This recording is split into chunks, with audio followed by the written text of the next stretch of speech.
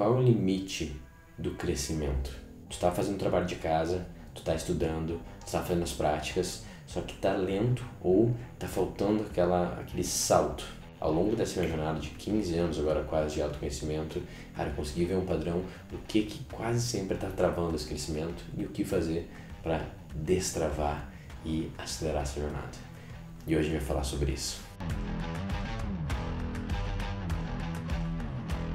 O mais importante é a gente entender sobre o que é a vida, né? Qual é a moral da vida e qual é o objetivo principal da vida.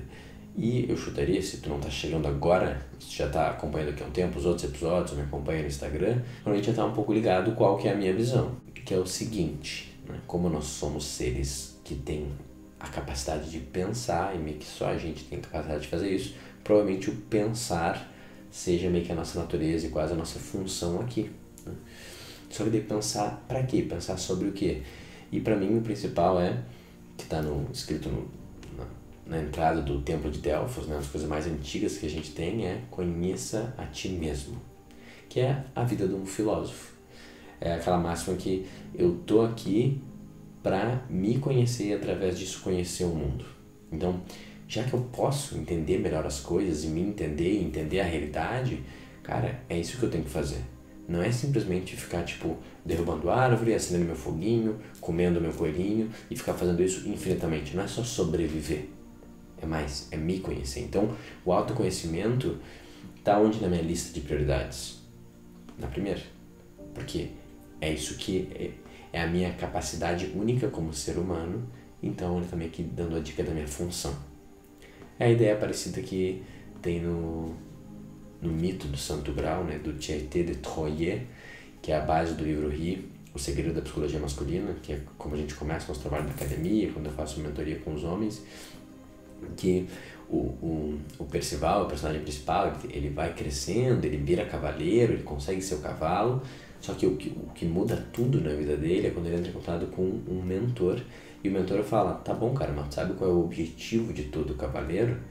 Assim, o objetivo? Não, tá, resgata o donzelo, mata os dragões, é meio que isso. Ele falou assim, não, tu faz tudo isso pra uma outra função, que é buscar o Santo Grau, que dentro da história ser o artefato mais sagrado que existe, o que é uma representação para buscar o sagrado interior. Então é viver uma vida espiritual acima de qualquer coisa. E daí a espiritualidade, a busca por Deus e o conhecimento de mim mesmo, eles são totalmente interligados, e em alguns sentidos eles quase são a mesma coisa, porque quando mais eu me aproximo da verdade do mundo, na verdade de mim mesmo, mais eu estou me aproximando de Deus e do sentido disso tudo. Então, um homem, ele entende que a vida é sobre o sagrado. A criança não, ela está perdida nas suas brincadeiras ainda, né? Ela acha que é sobre a matéria, é sobre conseguir coisas, status e coisas externas. Quando o homem amadureceu, ele já é um homem virtuoso, ele fala assim, cara, obviamente tudo isso que é fora me é útil, a minha força externa me é útil, mas sempre com um objetivo. O transcendental e o espiritual, a busca pelo Santo Grau. Então, essa parte, eu imagino que pra ti já esteja de boa. Se não tá de boa, cara, bem, pensa sobre isso. Ouve mais episódios do podcast, me manda uma mensagem, marca uma mentoria e a gente pode conversar sobre as vantagens de ter isso como norte da tua vida, né? E como isso te dá uma força como nada mais. Então, já entendemos isso, o norte é a busca pelo conhecimento. Quem o E.T. Bilu falava, principalmente o autoconhecimento. E essa busca do filósofo mesmo, a busca pelo santo grau e a vida filosófica, espiritual e transcendental. Entender isso já muda tudo, porque daí agora eu posso dedicar grande parte da minha vida para isso. É uma coisa que Sêneca fala bastante, cara, tu dedica um monte de tempo atendendo o chamado do vizinho, ou indo lá e participando de fofoca, e fazendo tudo o que te pedem, tu é lá um bom trabalhador e tal, e pro eterno, quanto tempo tu dedica, né? Que é um pouco dessa mesma ideia. Então, cara, na minha semana, no meu dia, todo dia tem que ter um momento pro eterno, porque é isso que mais importa, isso que me alimenta, isso que me dá força para resolver todos os problemas que são mais mundanos. Só que mesmo a gente entendendo esse passo básico, a gente vivendo uma vida nessa busca, a gente entendeu que essa é a busca, em alguns momentos a gente fica meio travado, ou a gente sente que pelo menos o crescimento não tá tão rápido quanto já foi, tão rápido quanto a gente gostaria, ele tá meio que devagarzinho, assim, né? E, cara, eu experienciei isso em vários momentos da minha vida, agora tem quase 15 anos que eu tô nessa jornada e tem uma coisa que eu nunca falei diretamente aqui no podcast e nem direto no Instagram, na realidade, e eu me dei conta dela recentemente e eu acho que tá na hora de a gente falar disso. Tem uma parte que é fundamental no nosso crescimento, no autodesenvolvimento, que era bem específica e se a gente não resolver ou atacar ela, cara, até dá pra seguir, mas vai ser muito, muito mais lento. No último caso, eu acho que nunca vai dar pra ser atingir a nossa realização, a nossa plenitude sem um pouco desse elemento, tá? E vamos ver se isso se aplica pra ti também. Eu queria que tu fizesse um exercício comigo. Pensa agora qual foi a última grande revelação que tu experienciou, a grande transformação, o grande insight, assim, que tu falou assim, cara, mano, eu tava vendo de um jeito e eu vi de um jeito meio que totalmente diferente, as coisas encaixaram e fez sentido e foi uma mudança meio radical, assim, sabe? Aquelas realmente que morrem um pedaço da nossa história, do ego, para viver mais inteiro e mais na realidade. Pensa qual foi essa última grande transformação que tu experienciou. Foi sobre o quê? Foi sobre qual ideia, qual conceito. E agora lembra onde que tu estava quando aconteceu essa transformação. Qual era o contexto? Tu estava lendo um livro, escrevendo no teu diário, vendo algum vídeo, alguma aula na internet, talvez com amigos, com familiares, em algum espaço, numa igreja. Onde que tu estava e qual era o contexto no qual de alguma forma incentivou e permitiu pelo menos aquela virada de chave final. Vê se tu consegue mapear quais são esses critérios, essas características. Para um pouco agora e pensa na última transformação antes dessa. E vê de novo quais são as características, qual é o contexto. Observa se tem alguma coisa em comum. Volta mais um. Pensa nas 3 grandes transformações e insights da tua vida. No momento do insight, né? Um pouquinho antes dele. Onde que tu estava com quem, o que você estava fazendo. Pensa um pouco, realmente volta e observa. Quais eram os critérios e os contextos e o ambiente que eu estava um pouco antes da virada de chave. Uma das minhas primeiras, na real, mais impactantes, aconteceu quando eu tinha 21 anos de idade, talvez 22 anos de idade. Eu estava indo bem, na realidade, no meu trabalho. Eu estava 1 ano e meio, mais ou menos, na XP, como diretora de visual, assim, e só expandindo realmente, tendo equipe, tendo que lidar com um monte de coisas que, na real, eu era bem criança para estar lidando, mas eu aprendi assim. E naquele momento eu era meio que totalmente agnóstico, assim, não acreditava em nada, mas também não tinha certeza que não existia nada, não pensava sobre esse lado espiritual, nem transcendental, nem filosófico. Só vivia minha vida, assim, de forma mais automática, superficial, né? Queria meio que ajudar mais pessoas um pouco, mas mais também ganhar dinheiro, crescer e essas coisas mais mundanas, né? E daí uma grande amiga minha fez um curso e transformou a vida dela, e ela falou, Adriano, tu tem que fazer. Isso era, sei lá, fevereiro ou março, tá? Falou, vou te dar de aniversário. Cara, meu aniversário é em outubro, vou te dar antecipado. Tipo, porque ela sabia, se ela vai falar assim, vai lá, se inscreve, talvez eu não fosse enrolar. Ela falou, já tá pago. Caramba, agora eu vou ter que ir, né? Não foi pela culpa, né? Me intimou, eu vou ir. E daí eu fui, era numa imersão, assim, de mais ou menos uns 5 dias, eu acho que era, de meditação. Meio quase uma introdução à meditação, que é uma coisa que eu nunca tinha feito. E daí, cada dia, foram acontecendo várias revoluções, assim, mas mais especificamente, acho que foi o 3º ou 4º dia, quando a gente realmente aprendeu a técnica, que é o Sudarshan Kriya, né? O nome do curso é da arte de viver, Art of Living. E eu lembro que eu tava lá, era uma respiração de 40 minutos, que demorava, mais ou menos 50 minutos, continuados, uma velocidade certa. E daí eu tava lá meio tipo já de saco cheio, com a perna formigando, não aguentando aquele negócio. E numa daquelas respirações lá, depois de meia hora meditando, sendo que eu quase não tinha meditado antes, cara, parece que em algum instante eu sinto mesmo o sentimento da minha cabeça se afundando para dentro de toda a minha coluna, e eu meio que deixei de ser o meu corpo por alguns instantes. E eu quase meio que me desmoronei como se fosse uma água, assim, uma coisa meio líquida, assim. E eu me espalhei assim pelo chão, e eu não era mais o meu corpo. E eu meio que era o ambiente. E meio que todas aquelas pessoas estavam meditando, umas 50 pessoas, mas eu também era o chão, e a almofada, e o teto, e o ar. E era muito estranho não ter limites. A minha consciência experienciou não ter limites por alguns segundos. Mas daí quando eu voltei, eu fiquei com um negócio que é o quê? Cara, um senso que talvez a minha vida inteira fosse uma mentira. Que eu tava acreditando que eu era o Adriano. Quando na realidade eu não sou exatamente o Adriano, eu estou o Adriano.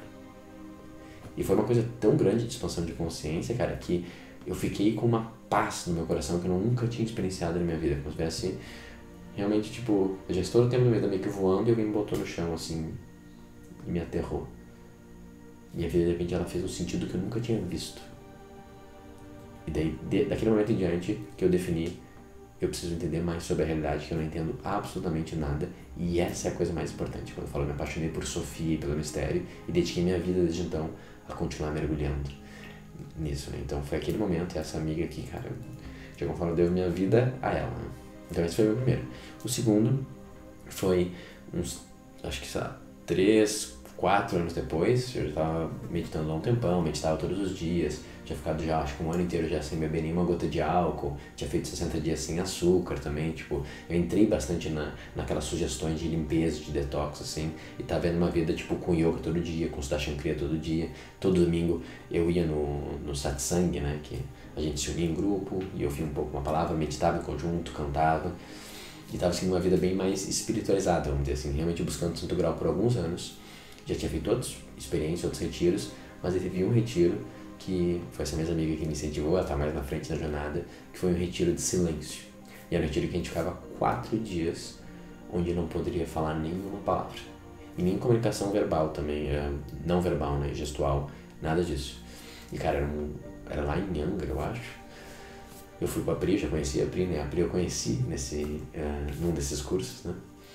E eram, sei lá, umas 80 pessoas e nenhuma palavra dita, a não ser pelo palestrante, né? Ele estava se sustentando, falava algumas palavras, mas não muito. A gente ficava basicamente meditando umas 6 horas por dia, assim, comendo uma comida super saudável, vegetariana, vegana até era.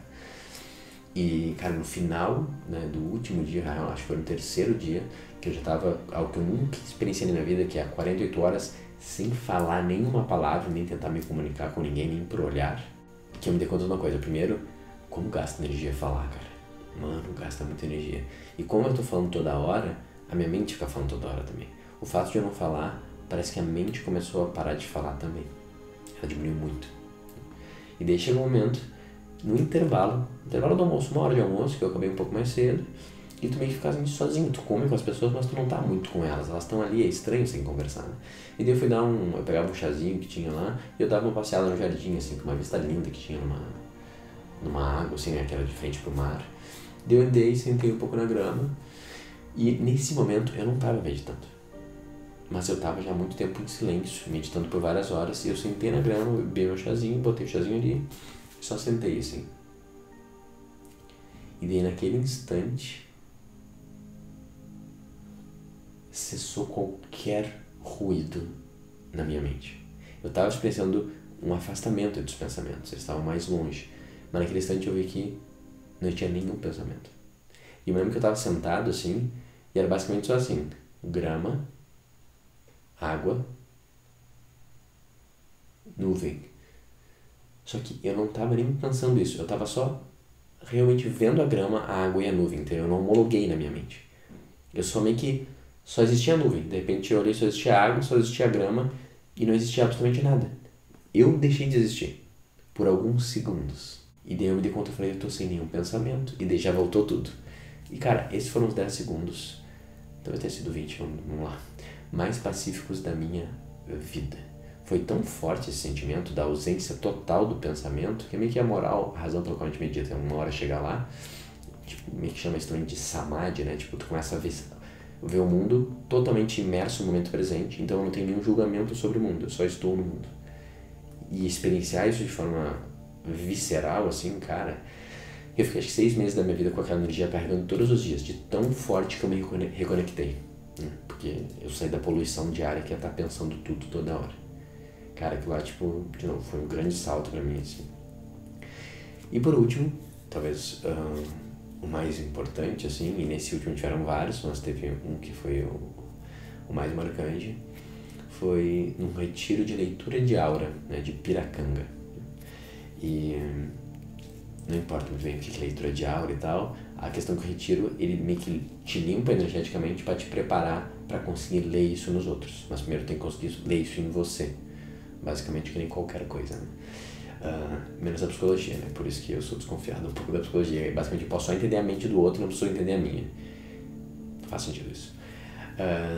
E daí, a gente tá lá passando os dias, assim, esse foi o que eles me convidaram no terceiro dia, eram 7 dias de retiro, eles me convidaram se quem quisesse, se estivesse sentindo, poderia diminuir a quantidade de alimento, ou diminuir a quantidade também de água e tal, porque a gente já está trabalhando algo mais sutil, e o jejum ajudaria a gente não ficar tanto no corpo, nessas coisas, e trabalhar algo, camadas mais sutis, né?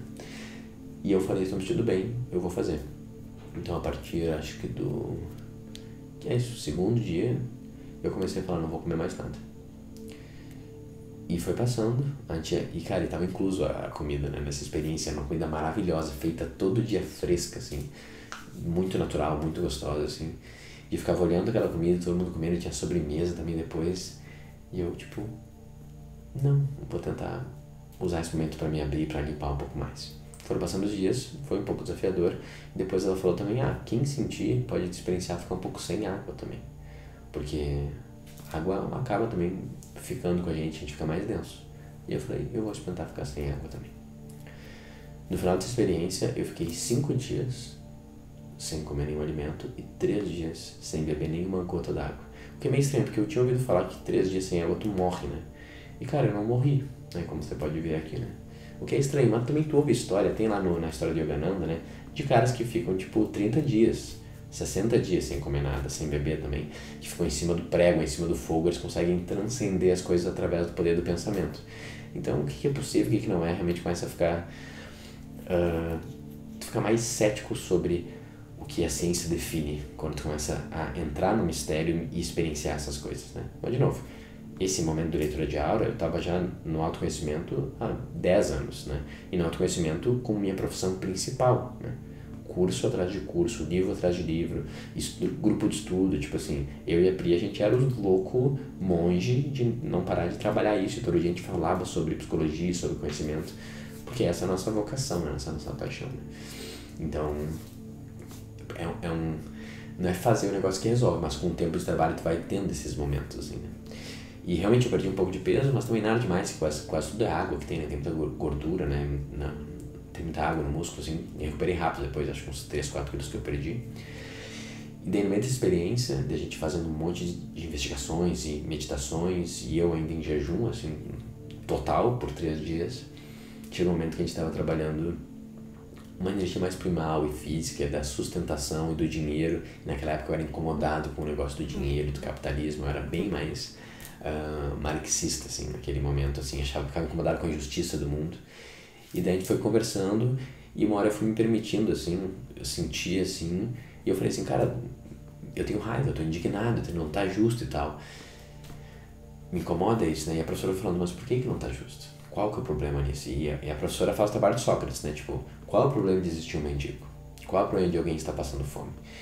E daí aquelas perguntas vão vindo e tu vai tentando ver, e daí é legal que no final as nossas visões de mundo não existem, elas são só meio que, na real, meio que trauma de infância que a gente transforma em ideias. E quando tu vai meio que, mas eu preciso que essa ideia seja verdade, eu tava quase chorando falando isso, sabe? Vai voltando, qual que é a cerne do problema. A gente fala que não, é porque eu sou mais de esquerda, eu sou mais de direita, e essa é a minha visão, mano, claro, é só uma capa que a gente deu para um sentimento muito profundo de trauma de infância, de inadequação, de coisa que a gente meio que, o mundo tem que ser assim para eu poder viver, porque eu não consigo lidar. E lembra a segunda história que eu falei, né? O mundo não tem que ser absolutamente nada, amigo, o mundo só é. Se tu não tiver julgamento nenhum, tu vai viver no paraíso. Então, o processo de autoconhecimento, na real, é um processo de desconstrução total e de limpeza para só estar na realidade. E era difícil porque eu tinha ideias muito firmes, principalmente políticas e até filosóficas, assim. Eu sempre fui um cara muito forte de opinião, assim, e a professora foi quebrando um depois do outro e meio que não foi sobrando nada, assim, sabe? E eu tava no estado mais emotivo, assim, e a gente tinha trabalhado um pouco a questão da agressividade, da força, e eu meio que gritava tipo, mas não latia, né? Latia, mas não mordia. Eu era tipo um cachorro assim, né? Nunca briguei com ninguém na minha vida, tipo, tinha pavor de qualquer coisa como arma ou arte marcial, assim, tipo, eu achava que ia ser o problema do mundo. Eu era uma vibe muito do Gandhi, da não violência, sabe? Eu queria virar meio que um yogi monge de roupa branca que é só luz, né? Eu queria viver no nosso lar. E daí ela foi quebrando e tal. E no final eu fui tipo assim, cara, não tenho mais energia, não tenho força e eu me sinto meio que oprimido pela realidade. Esse que é o ponto, né? E daí, por isso que eu falo as ideias. Quando a gente tem ideias muito marxistas, quase sempre que a gente se sente oprimido pela realidade. Mas não quer dizer que a realidade é opressora, tá? Não vou entrar nesse detalhe agora político, eu tô falando da minha experiência. Eu tinha certeza que a realidade era opressora, mas na real era meio que uma percepção por conta de como foi a minha infância e do que eu experienciei. Só que apesar de tu ficar acreditando que a realidade é opressora, em algum sentido pra mim era uma mentira. E daí nesse momento ela falou assim, a gente vai superar essa mentira, tu vai poder voltar pra realidade eterna. Ela não falou isso, ela tava fazendo isso. E daí eu tava meio que, mas eu não acredito, mas eu não tenho força contra o mundo, eu sou só um beija-flor apagando um incêndio, sabe? Essas ideias ridículas de adolescente querendo salvar o mundo. É demais, não consigo, não sei o que, eu não tenho força. Essa que é a ideia que tem por trás do marxismo pra mim. Eu não tenho força e me cansa lutar contra tudo isso. E daí o que a professora sabia? Adriano, tu tem força, mano. E eu vou te falar, não é pouca não. E daí o que ela faz na sua intuição e sabedoria suprema, terapêutica e de cura, né? Ela viu que eu tô meio que me debruçando e tal, e o grupo todo tá vendo meio que aquele meu momento, assim, que é difícil me permitir, ainda mais no meio de estranhos. Eu não sei, eu não tenho força, eu aprecio. Cara, acho que ela tava com algum tipo de bastão que ela usava batendo o tambor. E daí ela pega e dá com o bastão no meu ombro, assim. Incomoda, não machuca, né? Deu, tipo, o que tá fazendo? Ela fala, pede pra eu parar. E deu, eu, tipo, não, o que você tá falando, professor? Daí, pô, de novo, pede pra eu parar. E daí machuca um pouco mais. E daí ela, tipo, tira o bastão e vai com as mãos se ajoelha, assim, pede pra eu parar. E ela me empurra, daí começa a me incomodar mesmo. Eu passo na parede e falo assim, não, o que tá falando, professor? Eu já tô meio que soluçando, meio que chorando, assim. E ela pede pra eu parar e me empurra, assim. E daí, nesse momento, é literalmente como se tu estivesse ligando o acendedor automático do fogão, assim. Faz tac, tac, tac, tac, tac, tac, tac, tac, tac, tac, uma faísca, sabe? E acende o negócio dentro de mim, mano. E no momento que esse negócio acende, eu nem sei como, eu fico de pé instantaneamente, enquanto eu tô meio que empurrando ela pra fora. Mas, cara, é meio coisa de filme, assim, porque ela chega a dar um passo pra trás e cair, meio que dá uma voada, assim, e alguém segura ela. E enquanto eu tô fazendo isso, eu solto o maior urro da minha vida, assim. Eu falei, chega! Eu salto, assim, empurro ela, e ela cai pra trás, assim, meio com uma cara meio satisfeita, assim, olhando pra mim. E, cara, nesse momento parece que eu sou o mais alto de todos os homens. E eu falo assim, parece que qualquer coisa é possível, sabe? Acendeu a força de Apolo, né? A força do sol dentro de mim, acendeu, cara. E foi tão forte que meu corpo não conseguia lidar com aquilo. Eu segurei aquilo por uns 3 segundos, assim, me sentindo, tipo, literalmente o rei de mim mesmo. E era tanta energia que eu desabei logo depois. E eu caio no chão e começo a soluçar, mano. E daí, durante esse momento, a professora chama todo mundo e todo mundo me abraça. E daí eu recebo meio que um abraço coletivo, daquelas 10 pessoas.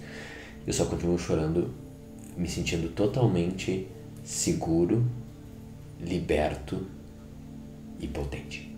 Isso foi quando eu tinha 28 anos de idade, né? O quarto setembro é importante, o retorno de Saturno. E daquele momento em diante, eu fiz meio que decisões do que eu não ia mais aceitar e do que eu precisava fazer. E por isso que eu tô aqui agora fazendo isso. E eu me sinto com muita força. E, cara, eu acho que nem comecei esse trabalho. Aquela chama começou naquele dia, naquele momento. Tá. Por que contei essas 3 histórias pra ti? Porque eu me dei conta que elas têm uma coisa em comum. Cara, eu ficava mais ou menos 2h30 toda semana estudando os Vedas. Assim, ó, por muito tempo. E depois começava a estudar outro livro, criava grupo de estudo. Lá atrás eu criei Círculo de Homens, né, do estudo do masculino sagrado. E ficava... Cara, era tipo assim... Basicamente todo o meu tempo eu tava estudando alguma coisa de autoconhecimento ou de filosofia. E eu estudava, pegava os exercícios e ficava fazendo. E conversava com a Pri sobre isso. E daí tinha um retiro, depois tinha outro. Tipo, eu não parava de trabalhar nisso. Eu nunca parei, na realidade, desde que eu virei essa chave, né? E eu vi que todo o meu estudo e todo a minha conversa e todo, tipo, realmente ler os livros, cara, ele faz a base da transformação, tu entende? É quase como se fosse, eu tô preparando o jardim. E ele tá pronto, eu tô botando, eu tô fertilizando, tô vendo que você tá meio à sombra, tá certo e tal. Eu até boto uma água que é pra deixar úmido. E, cara, tá pronto. Só que a transformação em si, ela não acontecia no estudo. Ela não acontecia no pensamento. Ela não acontecia nos grupos de debate. Não, elas ajudam, elas são fundamento. Eu preciso delas. Só que a transformação acontecia quando? Numa experiência emotiva, visceral e imersiva. Qual que é o grande insight que eu tive? É que a mente vai nos levar só até tal lugar. E ela meio que para na frente da porta, só que abrir a porta em si, a mente não tem esse poder. Porque só quando eu entrego a mente, o ego, que eu consigo me transformar, porque a transformação é espiritual. E o espiritual se transforma através das sensações, dos sentimentos e das experiências. Eu até posso eventualmente, eu tive já isso, lendo um livro, do nada eu tenho um insight e abre alguma coisa no meu coração, ou até vendo um professor falar alguma coisa, raramente acontece. Agora, quando eu começo a olhar, tipo, todos os momentos que eu tava num momento imersivo, né, participando do retiro, participando de algum tipo de uma experiência, cara, dos 10 que eu fui, sei lá, 7 me geraram transformações absurdas na minha vida.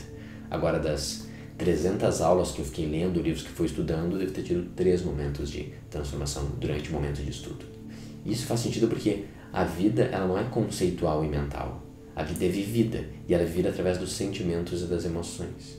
Então, o que talvez esteja limitando o teu crescimento seja porque está faltando um pouco a parte real, a parte da experiência, a parte emocional. E não adianta tu ficar pensando, esse é o grande dilema dos acadêmicos, né? A galera muito estudiosa. Cara, tu pode ler quando tu quiser. Até tu chegar lá e encostar no negócio, não adianta nada.